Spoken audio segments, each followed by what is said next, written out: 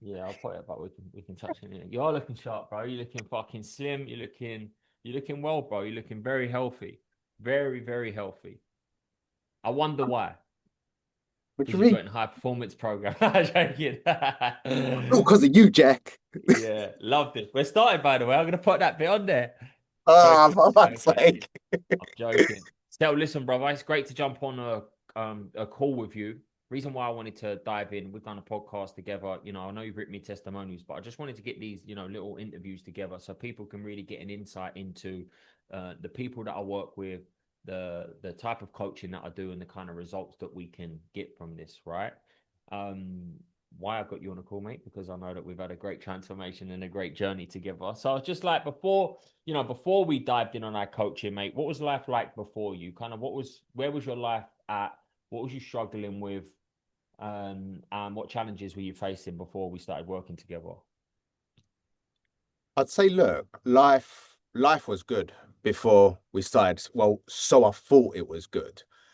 However, I'd gone through a very stressful period, exiting a business that I was a part of, then setting up a new business. So it was all systems go for me before joining.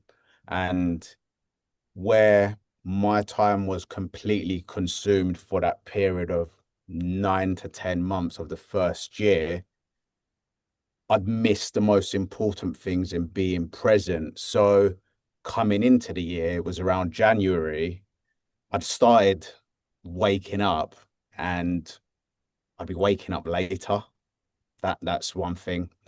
I didn't have the energy. I felt that I was close to burnout and not enjoying the things that I would normally enjoy.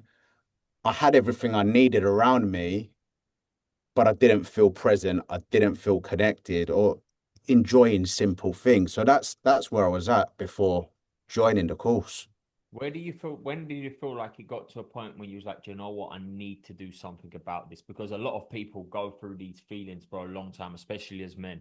I can sort this out myself. Oh, it will just pass by. Things are not that bad. I've got this far, so I can just keep going along. When was the deciding moment you thought, you know what? I need to do something different than I currently been doing? Because you've said it wasn't terrible, but it just No, wasn't where you know that you could be at. When did you feel like it was like, right, I need to do something different now to make a change? there were a few instances, and I've been practicing Islam for the past 2.5 years and praying 5 times a day. And when I was praying, I'd have a million thoughts going through my head rather than being calm and at peace while I'm doing my prayers. I'd have a million thoughts. And there was a lot of self-doubt as well and questioning my actions and thinking about things that were not in front of me. So I built up a lot of beliefs based on past experiences, traumas, etc. The energy was really low. And I think the last turning point for me was, she might love this, she might not. My wife shedding some tears to me one night and saying, you don't make time, all you do is work, you're not present, and you don't seem happy. But I knew from when waking up, I weren't feeling fulfilled. And I said, look, I've got to do something because something is missing in my life. I've got everything around me, but I don't feel happy right now. What am I missing? What do I need to unlock? Because I know I've got more to give. So that they were the key moments for me. Love that, man. Thank you for being honest, open, and sharing, and sharing that. And what was some of the biggest doubts or worries for coming in? Because one of the things that you mentioned, even on your testimony, was like, you know what, I was skeptical about coaching, and you'd never done nothing like this, previously, right? What were some of them doubts or fears, or why do you feel like you were skeptical about getting getting someone to help you achieve the things that you want and overcome these struggles? Is this would be equal for both male and females, but as males and men, we see ourselves as the provider, as the protector, always being strong. And I say this loudly, you've got to look after your family, you've got to get up and you've got to get it. And being able to admit that you need support is a very hard ask. And it takes a lot to say, look, I need help here. And equally for females as well. But from my perspective, I felt that that could be sort of defeat. That was in my mind. The other thing was I'd never invested in myself in any form of coaching. And we live in a world of social media content, and there are a lot of people out here that offer different types of services, different type of coaching. And I just thought to myself, is this real? Is this really going to help me? And is this what I need? Mm, Additional to that, it's a lot of money that you're investing. But then you've got to question yourself, what are you putting that money towards? mm. And is it going to make you better? Yeah, So for sure. they were some of the things that were tough. Which are natural for everyone, mate, because I've run through them same emotions when it's come to working and improving on myself. Couple of things. Has your mindset shifted on number one, reaching out, seeking advice and getting help? Like when I look at that now, I look at getting help, not in a form of being weak, but in a form of strength. I want to grow, I want to improve, I want to get better. So reaching out to someone for help for me is that's the first thing I do. Like I don't even think about it. It's like, right, if I want to get my tire changed, I'm not out there doing it unless I need to. Someone's going to come do the same thing. So I look at the same thing when it comes to my health, my mental health, my well-being, my business. If I need support and help, I'm gonna go after and get it. Has your mindset changed around that? Do you feel like? 100%. And you don't even need to see it as help, because at times you would have those answers and you're likely on the right tracks, and you Yeah, might just need that validation as well, yeah, for sure. because you've got the answers. But looking, we use the group as an example. People put questions in there. What are your thoughts on this? This is what I'm thinking. This is what I'm going through. Yeah, I don't see it as a weakness. no. And especially with business, especially at home, ask questions, get the support that you need. Yeah, and I don't look at that's what I'm saying. I don't look at it as help as in like it's like sometimes we look at help as being a weak thing, but this is not help in that way. It's like I need guidance, I need support, I need accountability, I need the know-how essentially, Yeah, and that's what was obviously provided. How did you feel once you come on board, or what made you feel like you wanted to join my coaching in particular? You just said that there was loads of people online and you see it all of the time, join me, do this, you get this and get this. But what made you think, you know what, this is the person that because I do believe picking the right person for you is so important. What is it you feel like brought you into my, coaching and made you make that decision? I go back to it every time. And it was your podcast with Hisham. If I was going to invest in myself and I was going to take that step forward, which was a massive step for me at that point, I needed to relate to that person. And I sat down one evening on the sofa and I listened to that entire podcast. And there were so many instances where I said, I feel exactly the same way. And I remember at a certain point, I paused it, I rewinded it when you was talking about your missus, your daughter, your family. And I said to my wife, this is the part that I connect to. And I was like, this is exactly my mind frame. And at that point, I knew I would be able to work with you. So that was the part that brought me forward to having that conversation to you and reaching out to you. But then when I spoke to you on the call, there weren't really a sell there. It wasn't sell. It weren't another pitch to me. It was getting to know each other on the call. And I was like, look, I could work with this person. And Yeah, that's what truly matters to me. If I connect with someone, I know if I connect with someone pretty much instantly. yeah, for sure. Sometimes I give others a little bit more of an opportunity to shine, Yeah. um, where I'm on the fence. But 9 times out of 10, when I meet with someone, I'll know instantly if there is a connection there. Yeah, and I think that's what's so important, and that's the one of the biggest things that I try and aim to be through my coaching is relatable. And if I can help someone, I'll try and help someone. I'm not here to bring anyone on board on because I also got to look at this is my profession. This is what I love to do, and for me, there's nothing worse than not having rapport or not wanting to be on a call with someone, knowing that I've got to spend a lot of time with this person. So if I can't help them, I wouldn't try to. Number two, even if I did feel like I can help them, but I just don't relate or I feel that connection, I also wouldn't want to, work with that person because it's Yeah, not. and yeah, and it's the same thing with how I conduct business. I Yeah. speak to multiple clients on a weekly, daily basis, and there are clients that I've just got to say, look, I just don't think it's going to work because the energy is not right. Mm. We, I don't feel that I can provide a service to you in the way that you're working. So let's park this up. So it's knowing who to say yes to and when to say no. Yeah, for sure. For sure. And then the last thing that you mentioned there was investment. You never invested in yourself, right? And listen, when it comes to investing in yourself, especially if you've not done it before, it can be a scary thing to do. Do you feel like the return on investment was worth the investment in the first place? The return of investment is priceless. Love that. I've forgotten how much money I sent you, mate. Well, everyone's like that, because right? Go on, sorry. because it doesn't matter. Yeah. It doesn't matter. What I've taken out of it is there is no price to it.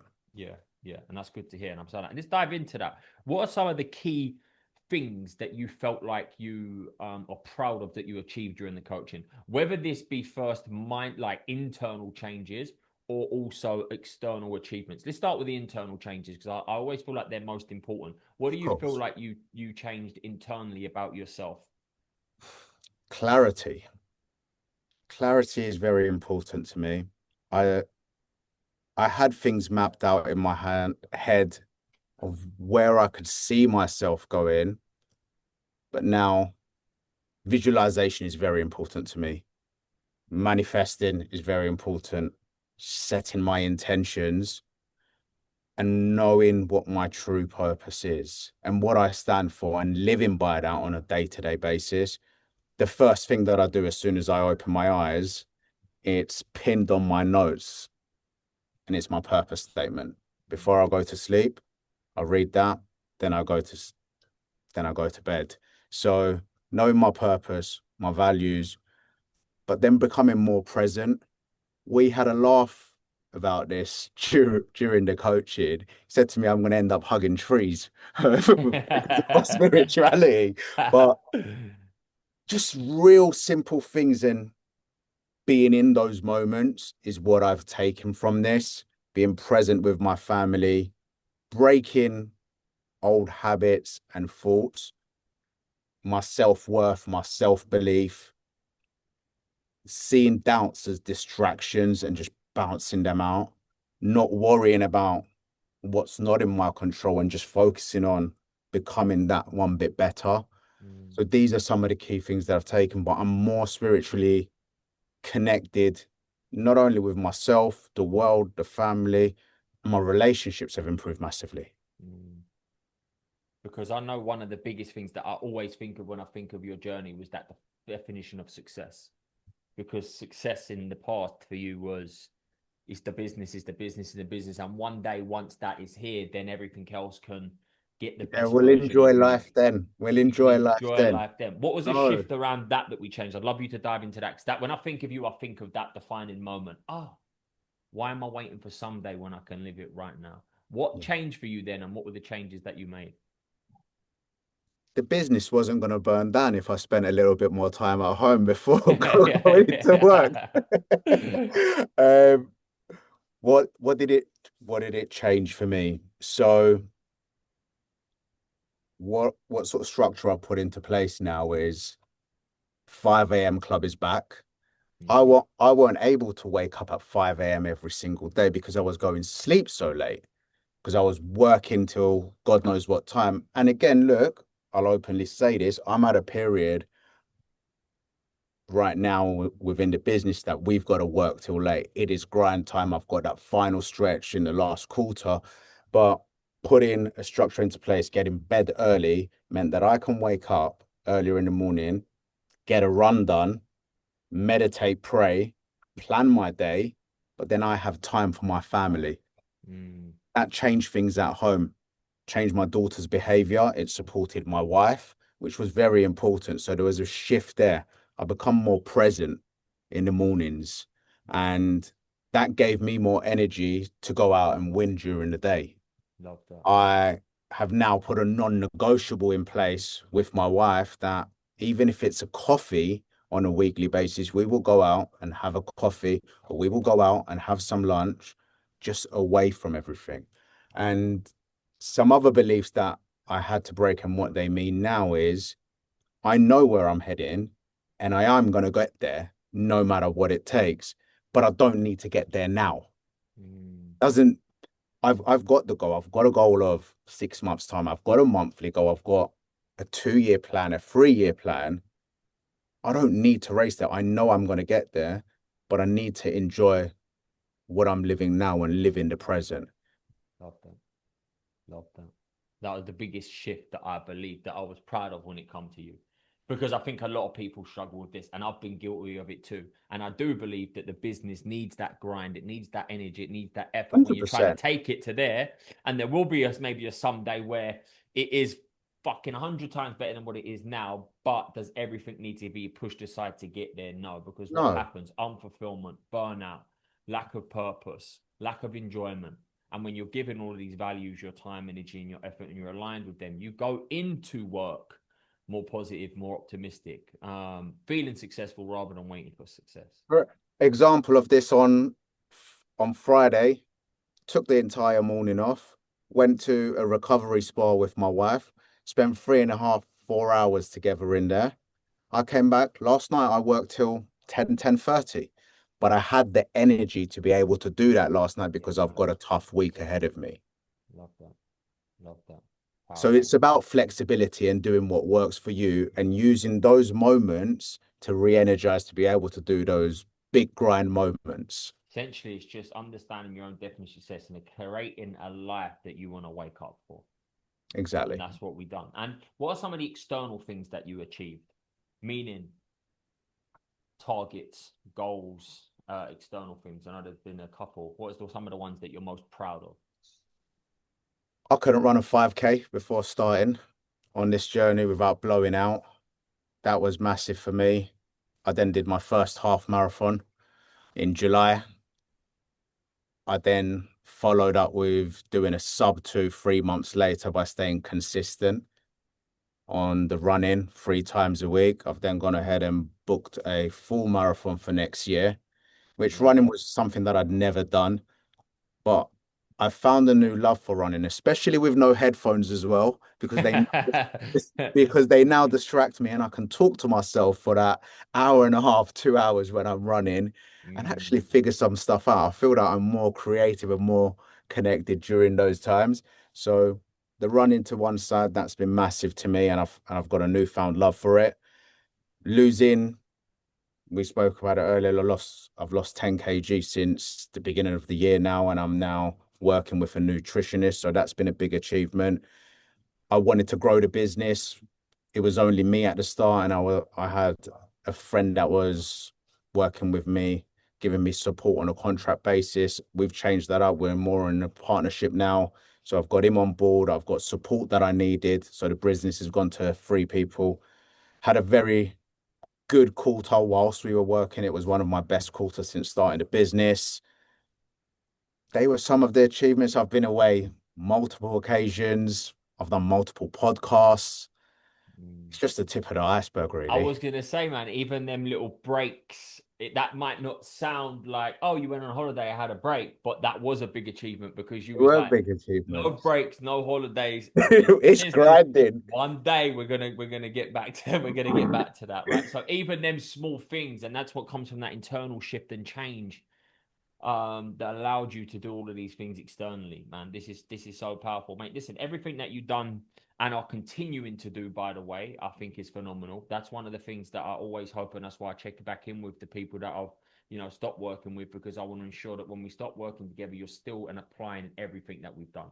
And I think we may have stopped 3 months ago, but after that, we've still seen you continuously drop weight, continuously improve the business, sign up to your own marathon, doing all of these things that are great for you. So it's good to hear that you're still doing everything that you learn throughout the coach. And that's what I always hope, or I aim to implement when I'm working with the people that I work with, right?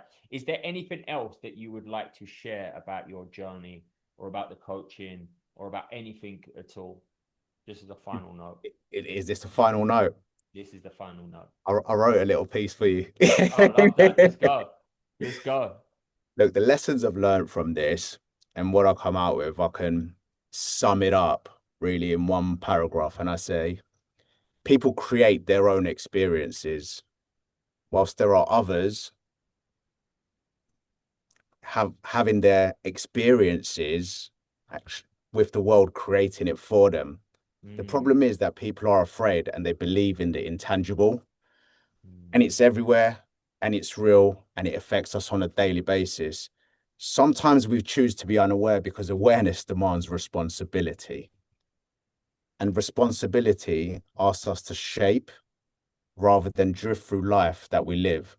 So when we choose awareness, this allows us to take ownership, to perform at the highest level, and become the best version of ourselves.